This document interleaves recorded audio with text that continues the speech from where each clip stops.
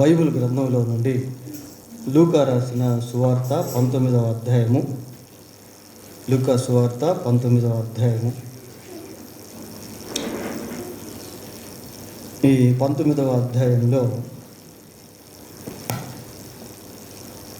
29వ వచనం నుండి 44వ వచనం వరకు ఈ గొప్ప సంఘటనను మనం చూస్తాం. దీన్ని ఏమంటారు అని అంటే the triumph entry of Jesus Christ to Jerusalem. యెరూషలేమునకు యేసుక్రీస్తు ప్రభు జయ ప్రవేశము చేసినటువంటి సందర్భము ఇక్కడ చెప్పబడింది. ఇది చాలా అద్భుతమైనటువంటి సంఘటనగా బైబిల్లో మనం చూస్తాము. ఇలా నలుగురు సువార్తికులు ఈ సంఘటన గురించి వివిధ రకాలుగా రాశారు. ఈ 4 సువార్తల్లో ఉన్నటువంటి వాక్య భాగాన్ని మనం బయటకు తీసి పరిశీలించినప్పుడు చాలా శ్రేష్టమైనటువంటి విషయాలు మనం కనుగొనవచ్చు. ఈ సంఘటన జరుగుతున్నటువంటి సమయంలో కొన్ని ప్రవచనాలు నెరవేర్చబడుట అనేది కూడా మనం చూస్తాం. అంటే ఇదేదో ఆకస్మికంగా జరిగినటువంటి సంఘటన కాదు, కానీ ఈ ఇన్సిడెంట్ వెనుక మరి దేవుని యొక్క ప్రణాళిక, దేవుని యొక్క ప్రవచనాలు ఇవన్నీ కూడా దాగి ఉన్నాయి. కీర్తన 8వ కీర్తన 2వ వచనము, అలాగనే జకర్యా గ్రంథం 9వ అధ్యాయం 9వ వచనం, తర్వాత కీర్తనలు 118 26వ వచనం, ఇలాంటి వచనాలు ఇందాక పిల్లలు చెప్పినటువంటి విధంగా అనేక ప్రవచనాలు ఈ సందర్భంలో నెరవేర్చబడుట అనేది మనం చూస్తాం. తర్వాత ఇక్కడ యేసుక్రీస్తు ప్రభు గాడిద పిల్ల మీద ఎక్కి వచ్చుట అనేది ఆయన దీనత్వానికి సూచనగా ఉంది. ఆయన చూసి ప్రజలు అన్నారు, ఏమని చెప్పారు అని అంటే, ప్రభువు పేరట వచ్చేవాడు స్తుతింపబడును గాక, దావీదు కుమారునికి జయము, హోసన్న అని పాడారు. అక్కడ ప్రభు యొక్క ధీరత్వం అనేటువంటిది మనకు కనబడుతుంది. అంటే we can see the image of God coincide. అంటే ప్రభువులో ఉన్నటువంటి దీనత్వాన్ని, ధీరత్వాన్ని ఈ రెండు కూడా ఈ సంఘటనలో మనము చూస్తాం పిల్లలు. తర్వాత యేసు ప్రభు మరి గాడిద పిల్లని ఎక్కి యెరూషలేమునకు వెళుతున్నటువంటి ఆ టైం లైన్ అనేటువంటిది మనకు కనబడుతుంది. కరెక్ట్గా ఇది ఎప్పుడు నెరవేర్చబడింది అని అంటే, మరి దానియేలు గ్రంథంలో దీనికి సంబంధించిన ఒక ప్రాఫెసీ మనం చూస్తాం పిల్లలు. దానియేలు గ్రంథం 9వ అధ్యాయము 25వ వచనాన్ని ఒకసారి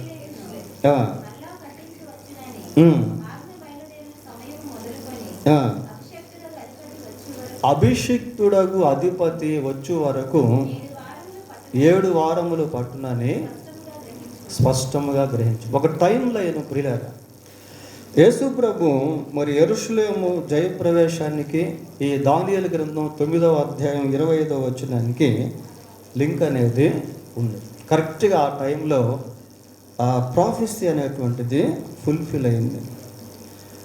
తర్వాత ఈ లూకా సువార్త 19వ అధ్యాయం 29 నుంచి 44వ వచనం వరకు మనం చూసినప్పుడు అక్కడ లాస్ట్ చివరి భాగంలో యెరూషలేమును గురించి యేసు ప్రభు భవిష్యత్తు ప్రవచనాన్ని చెప్తాడు.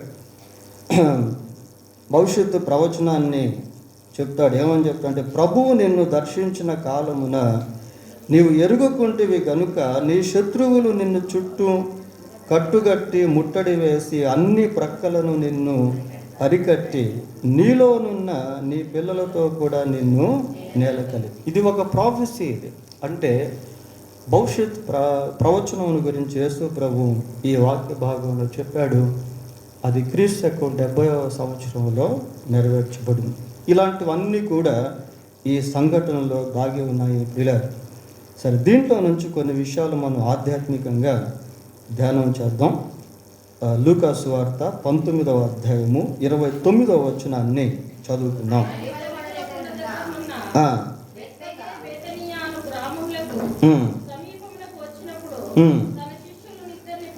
తన శిష్యులలో ఇద్దరిని పిలిచి చాలు ఆయన ఒలీవ కొండకు దగ్గరనున్న బేత్పేగే బేతనియా అనే గ్రామములకు సమీపముగా వచ్చినప్పుడు తన శిష్యులలో ఇద్దరిని పిలిచి. ప్రియులారా, మరి బేతనియా, బేత్పగే వీటన్నిటిని గురించి భౌగోళికంగా అంతకుముందు మనం చెప్పుకున్నాం, జియోగ్రాఫికల్గా. సరే, ఇక్కడ ఇద్దరు శిష్యులను ప్రభువు పిలుస్తూ ఉన్నాడు. శిష్యులను ప్రభువు పిలుస్తున్నాడు అని అంటే they are nearer to Jesus Christ. క్రీస్తుకు సమీపంగా ఉన్నటువంటి వారు. ప్రియులారా, యేసుక్రీస్తుకు ఎవరు సమీపంగా ఉంటారో వారిని ప్రభువు తన యొక్క పరిచర్యలో వాడుకుంటాడు. సమీపంగా ఉండడం అంటే ఆయనకు దగ్గరలో ఉండటం అని కాదు. Nearer to his heart, to be nearer to his heart అంటే ఆయన హృదయానికి సమీపముగా ఉన్నటువంటి వారిని యేసుక్రీస్తు ప్రభువు వాడుకుంటాడు. ప్రియులారా, శిష్యులను గురించి మనం గమనించినప్పుడు వారు ప్రభువుతో ఇంచుమించు 3.5 సంవత్సరాలు ప్రయాణం చేశారు.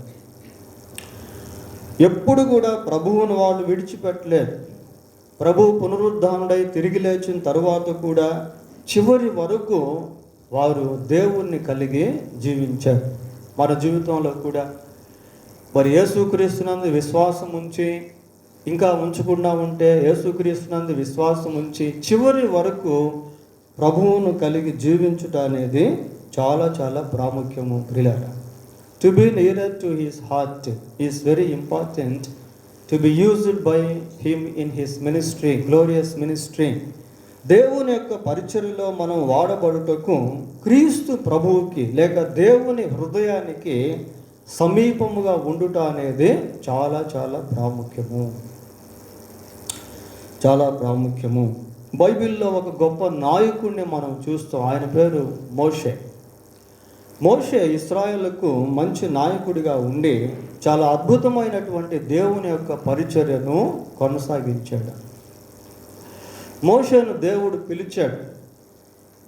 నిర్గమకాండం 3వ అధ్యాయంలో దేవుడు మోషేను పిలిచి ఇశ్రాయేలీల పట్ల తనకున్నటువంటి గొప్ప ప్రణాళికను దేవుడు మోషేకు అప్పగించాడు.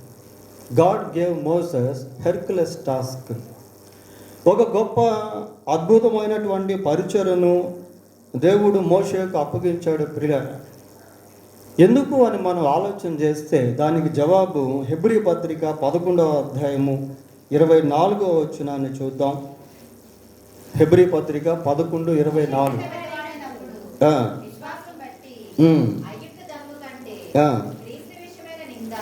క్రీస్తు విషయమైన నింద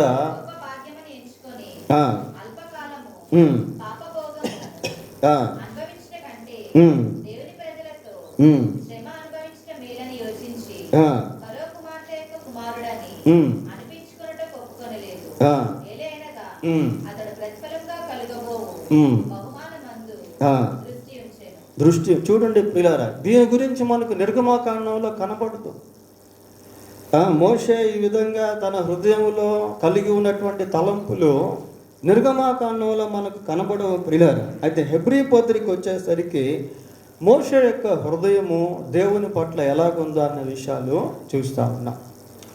చూడండి, దేవుని పట్ల మన హృదయము ఆ రీతిగా ఉండాలి. దేవుని ప్రజల యొక్క సహవాసాన్ని మనం కోరుకునేటువంటి వారంగా ఉండాలి. దేవుని పరిచర్య నిమిత్తమైన భారాన్ని మనం కలిగి ఉన్నప్పుడు దేవుడు తప్పకుండా మనల్ని వాడుకుంటాడు. ప్రియులారా, ఆమోసు గ్రంథం 7వ అధ్యాయము 14-15 వచనాలు చూద్దాం. ఆమోసు గ్రంథం 7:14-15 వచనాలు. అందుకు ఆమోసు, నేను ప్రవక్తనైనను కాను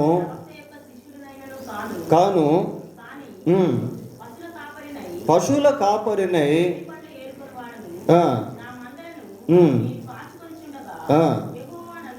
యెహోవా నన్ను పిలిచి. చూడండి ప్రియులారా, ఆమోసు ఇక్కడ తన గురించి మాట్లాడుతూ నేను ప్రవక్తనైనను ప్రవక్త శిష్యులలో ఒక్కడినైనను కాదు.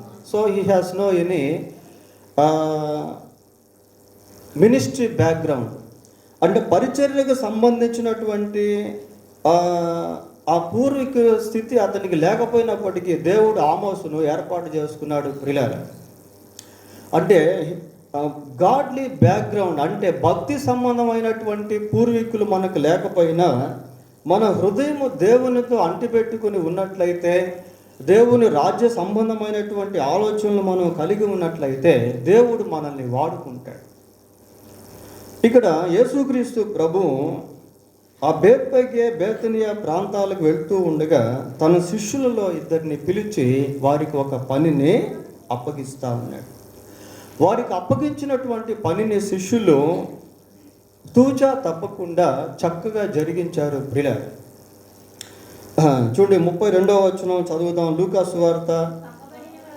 పంపబడిన వారు వెళ్ళి ఆయన తమతో చెప్పినట్టే కనుగొని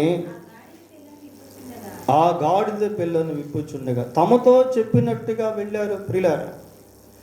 అంటే దేవుని యొక్క పరిచర్యను వారు చాలా చక్కగా జరిగిస్తూ ఉన్నారు. విప్పుచుండగా మీరు చదవండి.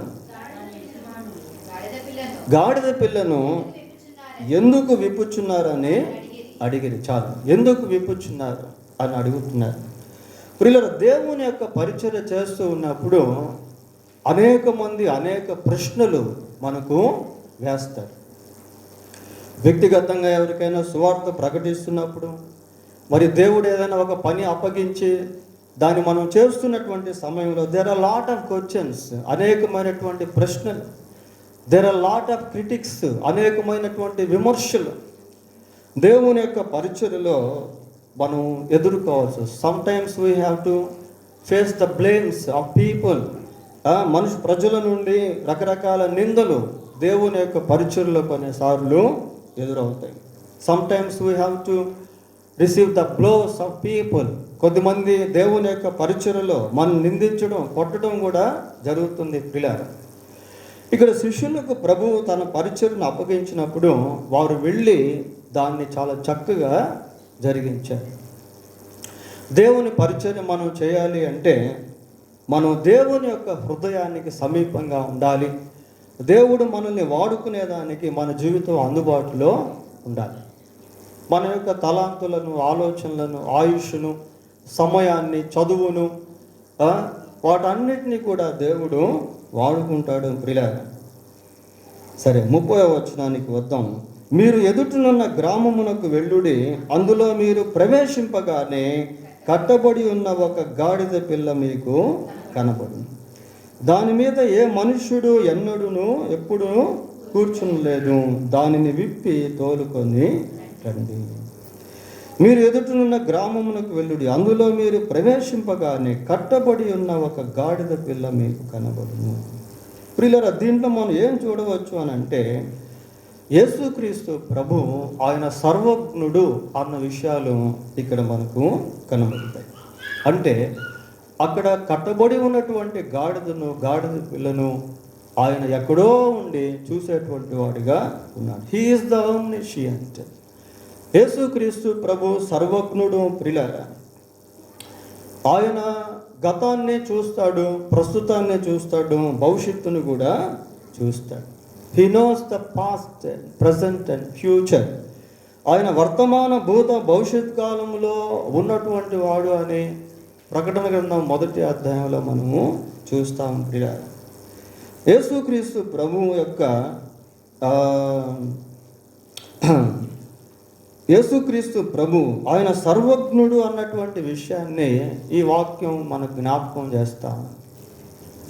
ఈ వాక్యం మనకు జ్ఞాపకం చేస్తూ ఉంది ప్రియులారా. యోహాను సువార్త 2వ అధ్యాయము, యోహాను సువార్త 2వ అధ్యాయం 24వ వచనం చదువుదాం. అయితే యేసు అందరినీ ఎరిగినవాడు గనుక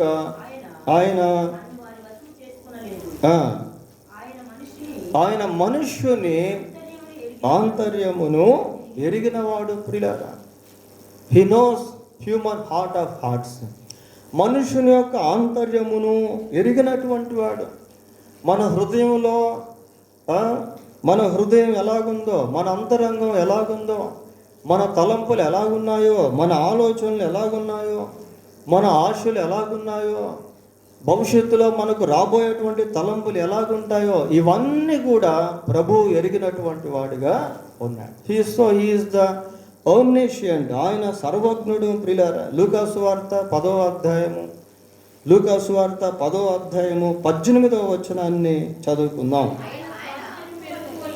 సాతాను మెరుపు వలె ఆకాశము నుండి పడుట చూచితిని. చాలా. సాతాను మెరుపు వలె ఆకాశము నుండి పడుట చూచితిని. సైతాను ఎవరికి కనపడడు ప్రియులారా. ఎందుకు అంటే సాతానుడు ఆత్మస్వరూపి. He is the spirit being. We can't see the devil. మనం అపవాదిని భౌతిక నేత్రాలతో చూడలేము. ఇక్కడ యేసుక్రీస్తు ప్రభు ఏమంటుంటే సాతాను మెరుపు వలె ఆకాశము నుండి పడుట చూచితిని. So he is able to see what is unseen. అదృశ్యమైనటువంటి వాటిని యేసుక్రీస్తు ప్రభు చూడగలడు.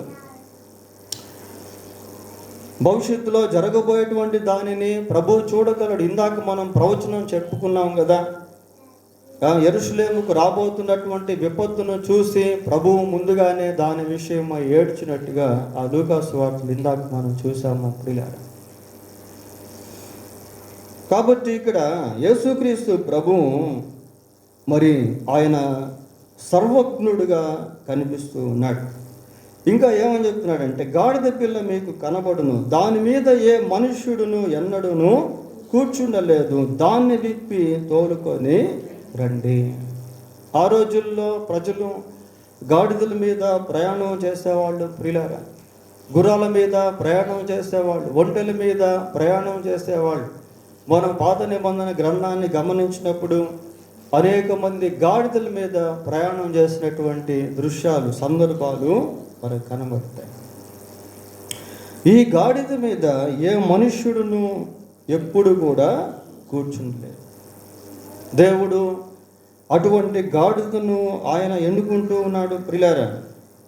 సంఖ్యాకాండం 19వ అధ్యాయము, సంఖ్యాకాండం 19వ అధ్యాయము మొదటి 2 వచనాలు చదువుకుందాం.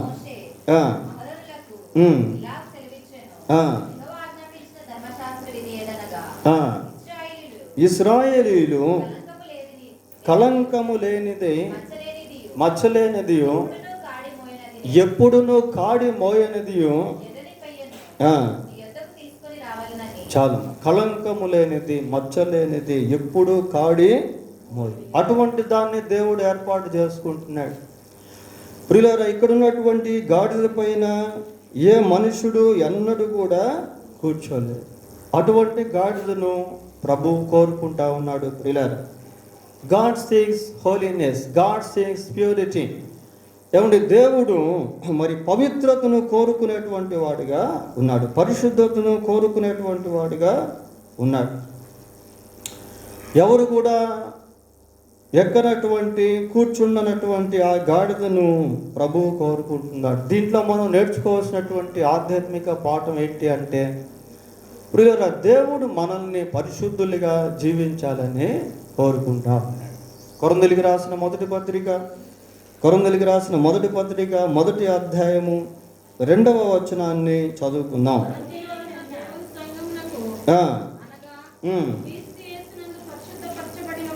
పరిశుద్ధపరచబడిన వారై పరిశుద్ధులుగా ఉండుటకు పిలువబడిన వారికి. చాలా. పరిశుద్ధపరచబడిన వారై, యేసుక్రీస్తు ద్వారా మనం పరిశుద్ధపరచబడ్డాము ప్రియులారా. ఎవరైతే యేసుక్రీస్తునందు విశ్వాసం ఉంచుతారో వారు ఆయన రక్తము ద్వారా పరిశుద్ధపరచబడతారు. యేసుక్రీస్తు బలియాగము మనల్ని పరిశుద్ధపరుస్తుంది. హెబ్రీ 10:10 ప్రకారం యేసుక్రీస్తు యొక్క రక్తము మన పాపము నుండి మనల్ని పవిత్రపరుస్తుంది. యోహాను రాసిన మొదటి పత్రిక 1వ అధ్యాయం 7వ వచనం ప్రకారం, ప్రకటన గ్రంథం 1వ అధ్యాయం 6వ వచనం ప్రకారం యేసుక్రీస్తు ప్రభు తన రక్తము ద్వారా మనల్ని కడిగాడు, మనల్ని పరిశుద్ధపరిచాడు ప్రియులారా. అయితే ప్రభు ద్వారా పరిశుద్ధపరచబడినటువంటి మనము ఏ విధంగా జీవించాలని ఇక్కడ చెప్పబడుతూ ఉన్నాం? పరిశుద్ధులుగా. మళ్ళా చదవండి ఒకసారి.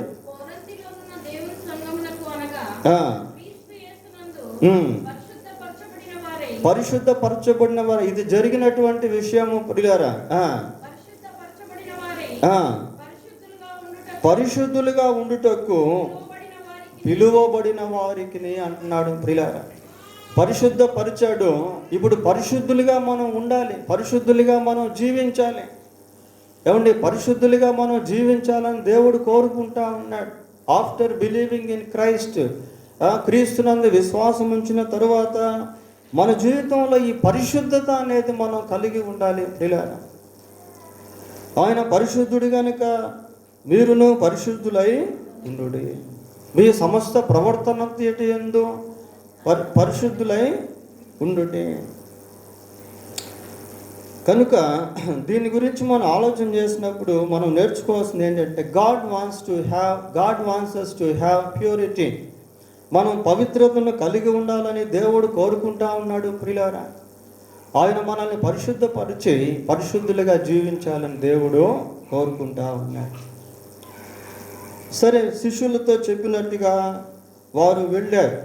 31వ వచనం చదువుదాం. ఎవడైనను మీరెందుకు దీన్ని విప్పుచున్నారని మిమ్మును అడిగిన ఎడల ఇది ప్రభువునకు కావలసినదని అతనితో చెప్పుడని చెప్పి వారిని పంపింది.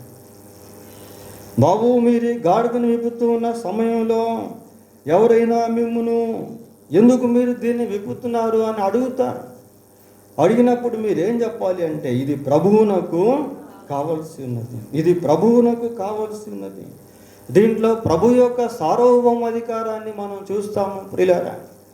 దేవుడు ఏదైతే కోరుకుంటాడో దాన్ని ఆయన పొందుకుంటాడు. God is సావనీతి. ఆయన సార్వభౌమ అధికారం కలిగినటువంటి వాడు. ఇది ప్రభువుకు కావలసిందని చెప్పండి, ఇది ప్రభువుకు కావలసిందని చెప్పండి. 50వ కీర్తన 9-10 వచనాలు చదువుకుందాం.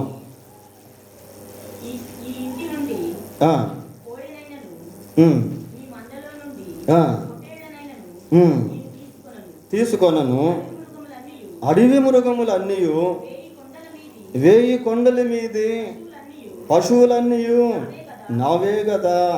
ప్రియులారా, చూడండి, దేవుని యొక్క సార్వభౌమాధికారపు మాటలు ఇవి. సార్వభౌమాధికారపు మాటలండి. ఏమని చెప్తున్నాడు? 1000 కొండల మీద పశువులన్నీ నావే కదా. అడవి మృగములన్నీ, 1000 కొండల మీద పశువులన్నీ నావే కదా. కొండలలోని పశువులన్నిటినీ నేను ఎరుగుదును, పొలముల్లోని పశువాదులు నా వశమై ఉన్నది. So everything belongs to God who created them. సమస్తాన్ని సృష్టించినటువంటివన్నీ కూడా దేవునికి సంబంధించినవి ప్రియులారా.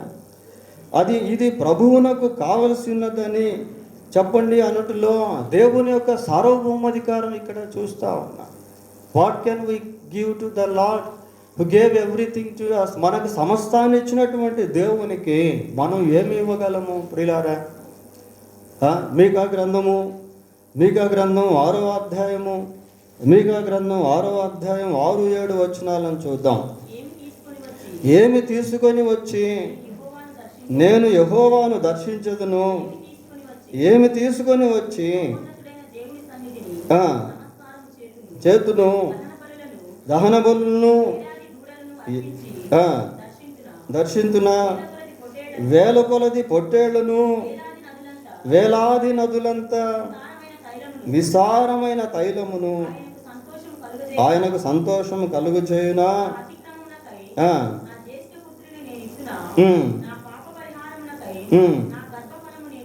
చాలు, అన్ని ప్రశ్నలే ప్రియులారా.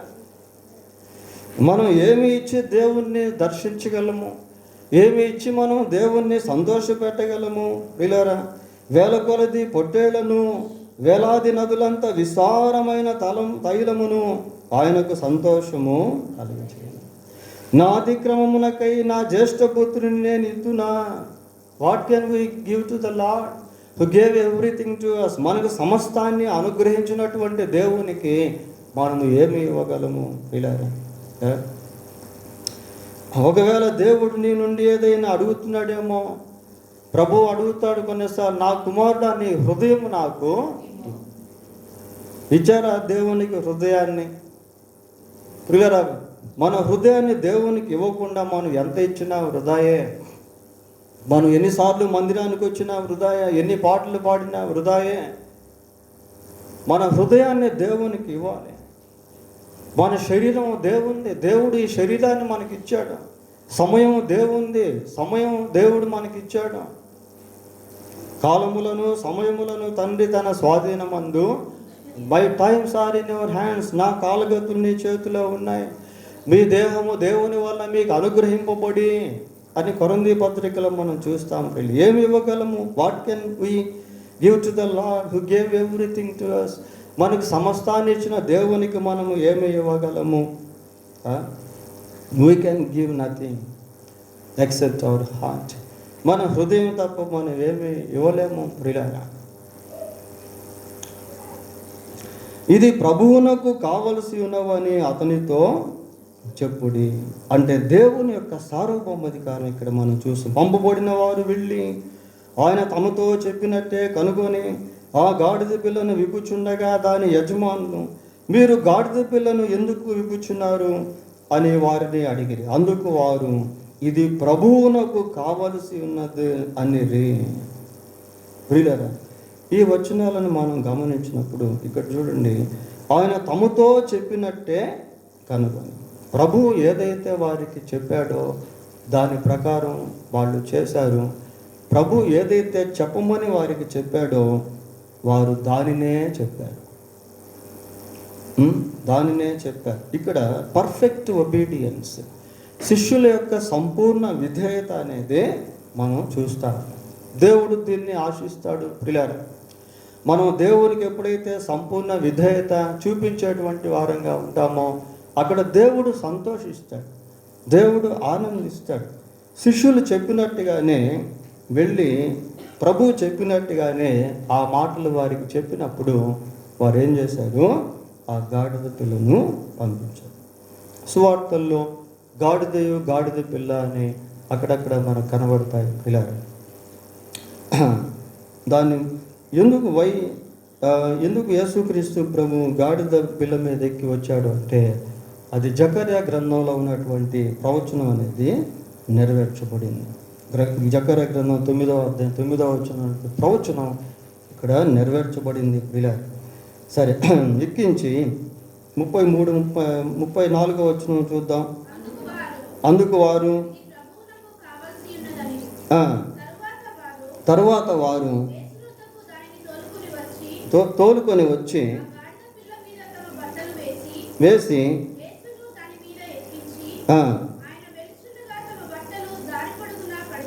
చాలు. ప్రియులారా, ఇక్కడ కొన్ని సింబాలికల్ ఇన్సిడెంట్స్ అంటే కొన్ని సూచక సంబంధమైనటువంటి విషయాలు, కార్యాలు ఇక్కడ మనము చూస్తూ ఉన్నాం.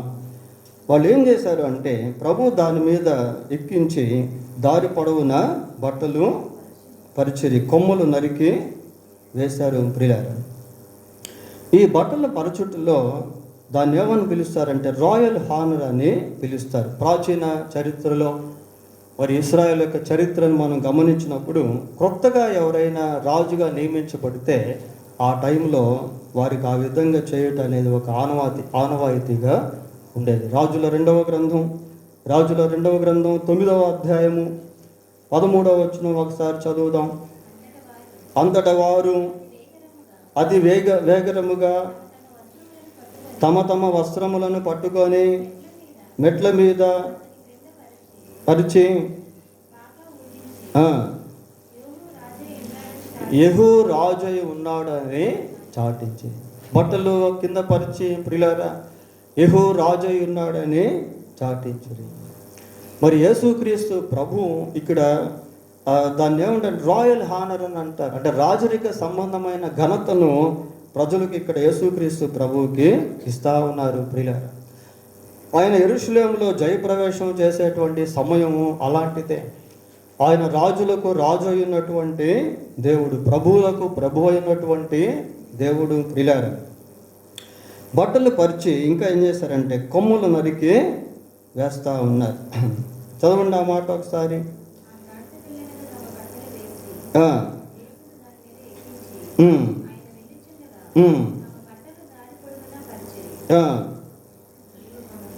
ఏమో ఒలీవల కొండ నుండి సమీపించుచున్నప్పుడు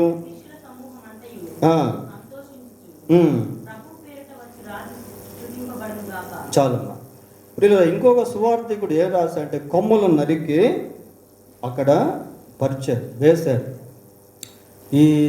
ఈ పామ్ సండే, ఈ యొక్క మటుల ఆదివారానికి ఒక ప్రత్యేకత అనేటువంటిది ఉంది ప్రియులారా. ఎందుకు పామ్ సండే అని దీన్ని పిలిచారు అంటే, యేసు ప్రభు యెరూషలేములో జయప్రవేశం చేసేటువంటి సమయంలో ప్రజలు మరి మట్టలు ఆ యొక్క కొమ్మలు నరికి అక్కడ వేసినట్టుగా ఈ సువార్తికుడు కాదు కానీ మరి మార్కు ఈ సువార్తలో రాశాడు ప్రియులారా. అది కూడా మనం ఒకసారి చూద్దాం. మార్కు సువార్త 11వ అధ్యాయము. అనేకులు తమ బట్టలను దారి పొడుగున్న పరిచిరి, కొందరు తాము పొలముల్లో నరికిన కొమ్మలను పరిచిరి. పామ్ సండే అని మనం దానికి పిలుస్తాం. కొమ్మలను నరికి ఆ యొక్క ప్రాంతంలో వాళ్ళు దారిలో పరుస్తూ ఉన్నారు. దీని గురించి కూడా కొన్ని విషయాలు మనం చూద్దాం. లేవ్యాకాండం 23వ అధ్యాయము. లేవ్యాకాండం 23వ అధ్యాయం 40వ వచనం చదువుదాం. మొదటి దినమున మీరు దబ్బ పండ్లను, ఈత మట్టలను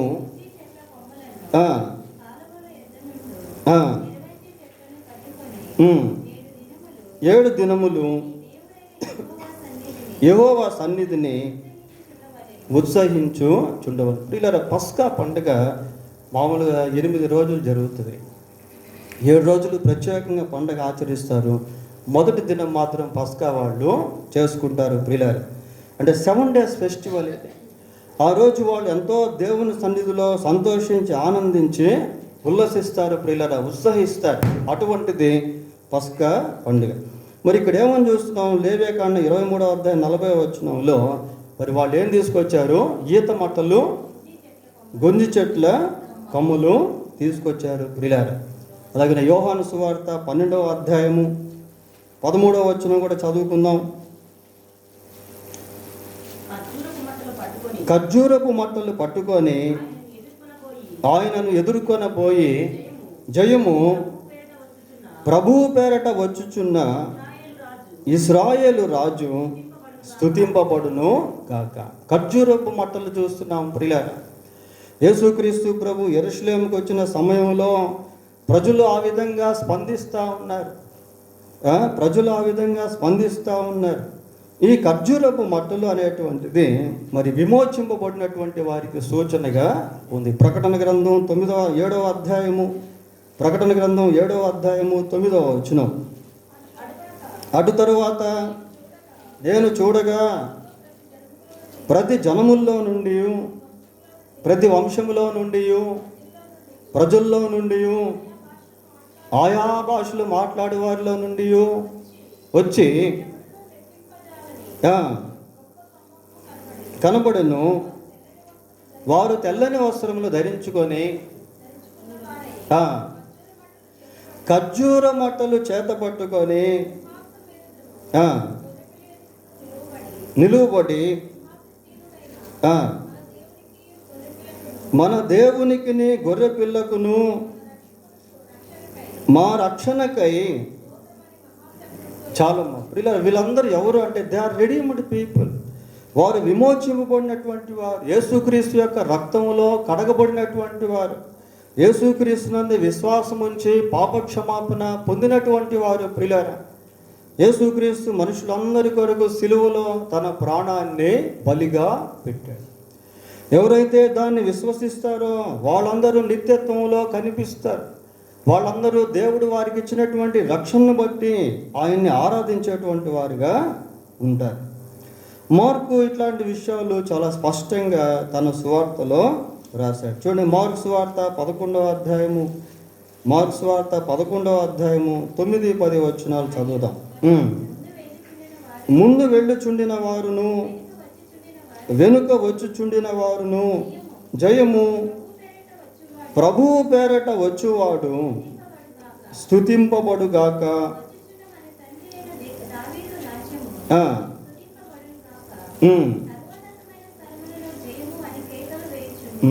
చాలమ్మా. ప్రభువు పేరట వచ్చువాడు స్తుతింపబడును గాక.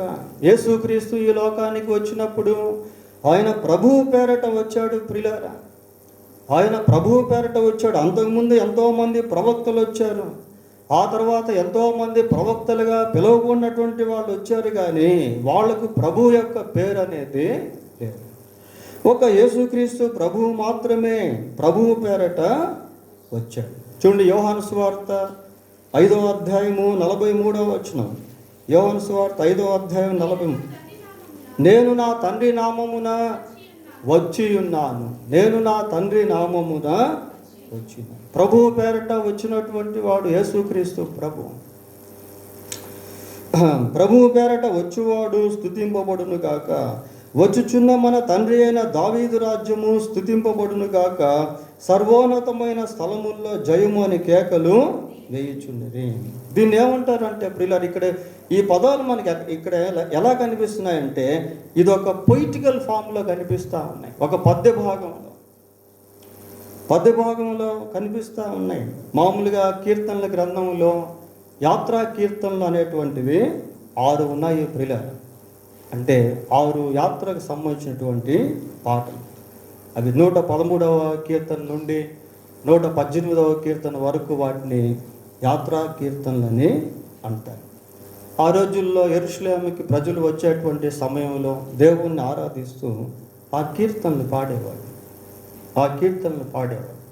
ఇక్కడ చెప్పుకున్నటువంటి ఈ వచన భాగము, వచ్చుచున్న మన తండ్రి అయిన దావీదు రాజ్యం స్తుతింపబడును గాక, సర్వోన్నతమైన స్థలముల్లో జయము అనే ఈ 2 కూడా, అంటే 9వ వచనం 10వ వచనం, ఈ 2 కూడా మరి 118వ కీర్తనకు రిలేటెడ్గా ఉన్నటువంటి వచనాలు ప్రియులారా. ఇక్కడ ఏమంటున్నారంటే, వచ్చుచున్న మన తండ్రి అయిన దావీదు రాజ్యము స్తుతింపబడును గాక, సర్వోన్నతమైన స్థలములలో జయము. హోసన్న, జయము అన్న దగ్గర ఫుట్ నోట్స్ ఏమని పెట్టారు? హోసన్న అని పెట్టారు ప్రియులారా. ఈ హోసన్న అనేటువంటి హీబ్రూ భాషా పదానికి ఇది హోషియానా అని హీబ్రూలు అంటారు. దీని యొక్క భావం ఏంటంటే, ప్రభువా మమ్మును రక్షించు, ప్రభువా మమ్మును రక్షించు. ఇందాక మనం 118వ కీర్తనలో దీన్ని చూసాం. చూడండి, 118వ కీర్తన 25వ వచనం చదువుదాం. యెహోవా దయచేసి నన్ను రక్షించు, యెహోవా దయచేసి అభివృద్ధి కలిగించి. హోసన్న అనేటువంటి పదానికి ట్రాన్స్లిటరేషన్ వర్డ్ ప్రియులారా. ఆ ట్రాన్స్లిటరేషన్ వర్డ్లో దాని అర్థం ఏంటంటే, సేవ్ నవ్ అస్, మమ్మును ఇప్పుడు రక్షించు ప్రభువా, దేవా నన్ను రక్షించు అని ప్రార్థన చేయటం. ఎటువంటి ప్రార్థన ప్రియులారా? ఈ లోకంలో ఉన్నప్పుడే రక్షణ కోరుకోవాలి, రక్షింపబడాలి. యేసుక్రీస్తు ప్రభు రక్షకుడుగా ఈ లోకానికి వచ్చాడు. దావీదు పట్టణం ముందు నేడు రక్షకుడు మన కొరకు మీ కొరకు పుట్టినాడు ఈయన ప్రభువు అయిన క్రీస్తు. So we must seek the salvation from Jesus Christ, who laid down his life on the cross of Calvary to give us his salvation, to give us his redemption, to give us his forgiveness. ప్రియులారా, మనకు పాపక్షమాపణ, విమోచన, నిత్య జీవాన్ని ఇచ్చేదానికి యేసుక్రీస్తు ప్రభు సిలువలో తన ప్రాణాన్ని పెట్టాడు. ఎవరైతే యేసు ప్రభు నందు విశ్వాసం ఉంచుతారో వారు పాపక్షమాపణ పొందుకుంటారు. ఈ లోకంలో ఉన్నప్పుడే మనం రక్షింపబడాలి ప్రియులారా. ఏ రోజు ఈ లోకాన్ని మనం విడిచిపెడతామో తెలియదు. నీవు పాపక్షమాపణ పొందకుండా చనిపోతే నీ ఆత్మ నిత్య నరకానికి వెళ్ళిపోతుంది. చావులేనటువంటి నీ ఆత్మ నిత్య నరకంలో యుగయుగాలు అగ్నిలో శిక్ష అనుభవిస్తుంది ప్రియులారా. అక్కడ అది అగ్ని ఆరదు, ఆత్మ పురుగు చావు. అక్కడ ఏడుపును, పళ్ళు కొరుకుతూ, బాధ, వేదన ఉంటాయి. దేవుడు నీకు సమయం ఇస్తున్నటువంటి సమయంలోనే నువ్వేం చేయాలంటే నీ రక్షణ కోరుకోవాలి. ప్రభువా, పాపినైన నన్ను రక్షించు, నన్ను కరుణించు అని నీవు భూమి మీద సజీవంగా ఉన్నప్పుడే రక్షింపబడాలి. హోసన్నా అని పాట పాడితే సరిపోదు ప్రియులారా, దాంట్లో ఉన్న అర్థం కూడా మనకు తెలిసి ఉండాలి. హోసన్నా అనే పదానికి అర్థం ఏంటంటే నన్ను రక్షించు. సేవ్ మీ నౌ, నన్ను ఇప్పుడే రక్షించు ప్రభువా, నేడే రక్షణ దినం, ఇదే అనుకూల. ఈరోజు నీవు వాక్యం వింటున్నావు అంటే దేవుడు నిన్ను ప్రేమిస్తున్నాడు, అందుకే ఆయన సన్నిధికి వచ్చి నీకు వాక్యాన్ని వినిపిస్తున్నాడు. నువ్వు ఇంకా రక్షణ పొందకపోతే ఈరోజే నీవు యేసుక్రీస్తును రక్షకుడిగా అంగీకరించాడు. దేవుడు నీకు తప్పకుండా సహాయం చేస్తాడు. నీ కొరకు కూడా యేసు ప్రభు సిలువలో ప్రాణం పెట్టాడు. నీ కొరకు కూడా యేసుక్రీస్తు ప్రభు సిలువలో తన రక్తాన్ని చిందించాడు. ప్రియులారా, కేకలు వేయుచుండిరి, పిల్లలు పెద్దలు అందరూ కూడా ఆ యెరూషలేముకి ఆ సమయంలో వస్తాము. ఆయనకు ముందు మనుషులు వెళ్తున్నారు, ఆయనకు వెనక మనుషులు వెళ్తున్నారు. పస్కా పండుగ సమయంలో ఆయా ప్రాంతాల నుంచి పస్కాను ఆచరించేదానికి యెరూషలేముకి ప్రజలు వస్తారు. పిల్లలు కూడా ప్రభువును ఆరాధిస్తూ ఉన్నారు. పిల్లలు బాలుర యొక్కయు చంటి పిల్లల యొక్కయు స్తుతుల మూలమున నీవు ఒక దుర్గమును. పిల్లలంటే దేవునికి చాలా ఇష్టం, యేసు ప్రభువుకి చాలా ఇష్టం. ప్రియులారా, చిన్నపిల్లలను ఆటంకపరచగా వారిని నా యొద్దకు రారు. కాబట్టి చాలా గంభీరమైనటువంటి ధ్వనులతో పిల్లలు ప్రభువును ఆరాధిస్తూ ఉన్నాడు. ఆయన యెరూషలేమునకు వచ్చి దేవాలయంలో ప్రవేశించి చుట్టూ సమస్తమును చూచి సాయంకాలమైనందున 12 మందితో కూడా బేతనియకు వెళ్ళాడు. ఇది ప్రభువు శరీరధారిగా ఉన్నటువంటి దినాల్లో చివరి ఆదివారమందు జరిగినటువంటి సంఘటన.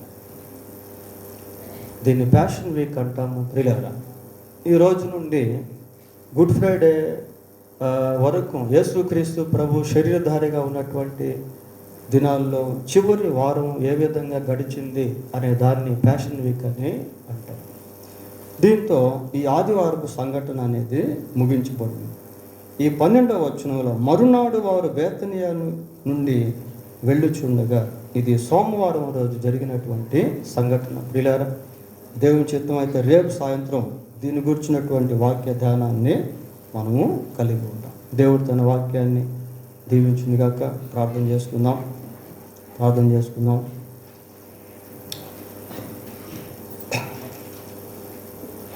ప్రార్థన. కనికరం కలిగిన మా తండ్రి, పరిశుద్ధుడైన మా దేవ, మీకు వందనాలు, స్తోత్రాలు. మీ హృదయానికి మేము ఎల్లప్పుడూ అందుబాటులో ఉండుటకు సహాయం చేయండి. మీ యొక్క పరిచర్యలో మేము కూడా మీ ద్వారా నమ్మకంగా వాడబడుటకు సహాయం చేయండి ప్రభువా. నాయన, చిన్న బిడ్డల పట్ల, పెద్దవారి పట్ల మీరు గొప్ప ప్రేమ కలిగినటువంటి దేవుడవు. యెరూషలేములో మీరు జయప్రవేశం చేశావు. అదే యెరూషలేములో సమస్త మానవ పాప క్షమాపణ కొరకై సిలువ మోసావు ప్రభువా. సిలువలో అందరి కొరకు బలియాగమయ్యావు నాయన. అందును బట్టి మీకు వందనాలు, స్తోత్రాలు చెల్లిస్తూ ఉన్నాం. ఆయన విన్న ఈ వర్తమానం విన్న మాకందరికీ దీవెనకరముగా చేయండి. మీ సన్నిధి మాకందరికీ తోడుగా ఉంచమని మా రక్షకుడైన యేసుక్రీస్తు పరిశుద్ధమైన నామములో ప్రార్థన చేస్తున్నాము తండ్రి. ఆమేన్. వీళ్ళ అందరూ లేచి నిలబడి యేసు రాజు రాజుల రాజై అనే పాట పాడుకుందాం. పాట సంఖ్య 608.